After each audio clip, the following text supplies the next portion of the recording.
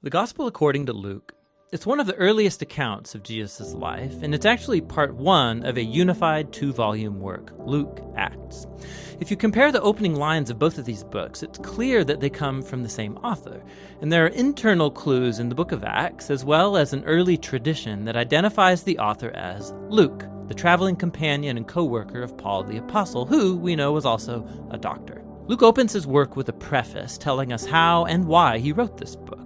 He acknowledges that there's many other fine accounts of Jesus' life out there, but he wanted to go back to the eyewitness traditions of as many early disciples as he could, in order to produce what he calls an orderly account about the things that have been fulfilled among us. Now that word fulfilled shows us why Luke wrote this account. For him, the story of Jesus isn't just ancient history.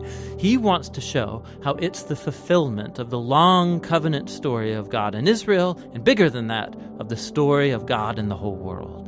The book's design is fairly clear. There's a long introduction that sets up the stories of John the Baptist and Jesus. Then in chapters 3 to 9, Luke presents a robust portrait of Jesus and his mission in his home region of Galilee. After that, the large midsection of the book is Jesus' long journey to Jerusalem, which leads to the story's climax, Jesus' final week in Jerusalem leading up to his death and resurrection, which then leads on into the book of Acts. In this video, we're just going to focus on the first half of Luke's gospel. The extended introduction tells in parallel the birth stories of John the Baptist and Jesus. So you have this elderly priestly couple, Zechariah and Elizabeth, and then this young unmarried woman, Mary and Joseph. They both receive an unlikely divine promise that they're going to have a son. Both promises are fulfilled then, as John and then Jesus are born, and both parents sing poems of celebration. Now these poetic songs, they're filled with echoes from the Old Testament, Psalms and prophets, showing how these children will fulfill God's ancient promises. But these poems also preview each child's role in the story to follow. So John is the prophetic messenger promised in the Torah and the prophets who's going to prepare Israel to meet their God. And Jesus, he's the messianic king promised to David, who's going to bring God's reign over Israel and God's blessing to the nations, just like he promised to Abraham. After this, Mary brings Jesus to the Jerusalem temple for his dedication, and two elderly prophets, Anna and Simeon, they see Jesus and they recognize who he is. And Simeon sings his own song, a poem inspired by the prophet Isaiah. He says, "This child is God's salvation for Israel, and he will become a light to the nations." So with all this anticipation, the story moves forward into the next main section, where Luke presents Jesus and his mission. He sets the stage with John's renewal movement at the Jordan River, where he's calling a new, repentant, recommitted Israel into existence through baptism. He's preparing for the arrival of God's kingdom. And then Jesus appears as the leader of this new Israel, and he's marked out by the Spirit and the voice of God from heaven. He is the beloved Son of God. After this, Luke follows with the genealogy, and it traces Jesus' origins back to David, then back to Abraham, and then all the way back to Adam from the book of Genesis. Luke's claiming here that Jesus is the messianic king of Israel who will bring God's blessing, but not only to Israel, the family of Abraham. He is here for all the sons of Adam, for all humanity. After this, Luke has strategically placed the story of Jesus going to his hometown Nazareth, where he launches his public mission. At a synagogue gathering, Jesus stands up and he reads from the scroll of Isaiah, saying, "The Spirit of the Lord is upon me, to preach good news to the poor and freedom for the prisoners, new sight for the blind and freedom for the oppressed." Now, along with the other Gospels, Jesus is presented here. He's the Messianic King bringing the good news of God's kingdom. But what Luke uniquely highlights are the social implications of Jesus' mission. So he brings freedom. The Greek word is aphesis. It literally means release, and it refers to the ancient Jewish practice of the year of Jubilee described in Leviticus 25. It's when all Israelite slaves were released, when people's debts were canceled, when land that was sold is returned back to families. It's all a symbolic reenactment of God's liberating justice and mercy. And then Jesus says that this good news of release is specifically for the poor. Now, in the Old Testament, the poor, or in Hebrew, ani, it's a much broader category than just people who don't have very much money. It refers also to people of low social status in their culture, like people with disabilities or women and children and the elderly.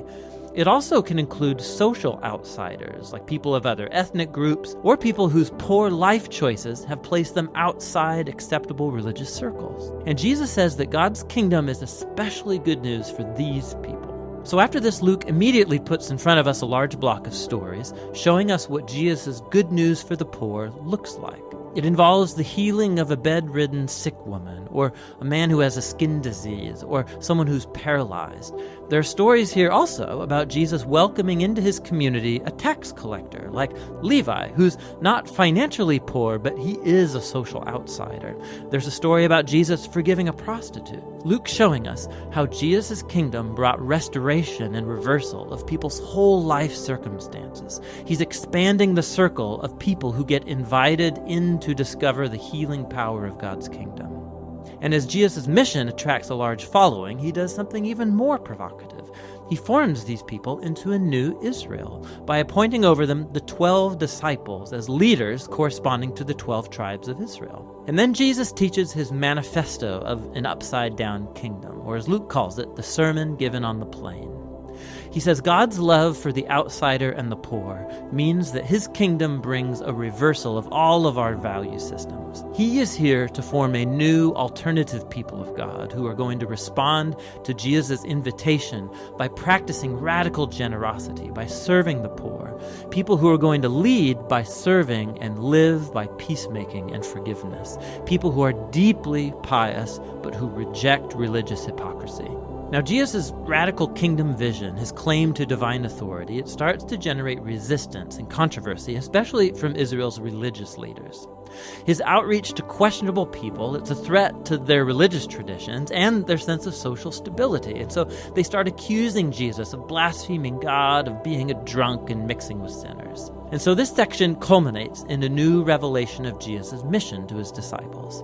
He says that, yes, he is the Messianic king, and that he's going to assert his reign over Israel by dying in Jerusalem, by becoming the suffering servant king of Isaiah 53, who dies for the sins of Israel. And then this shocking idea, it gets explored in the next story, as Jesus goes up a mountain with 3 of his disciples, and he's suddenly transformed in front of them. They're enveloped in this cloud of God's presence, who announces, "This is my chosen son." And then Moses and Elijah are there, the 2 other prophets who encountered God's presence and voice on a mountain.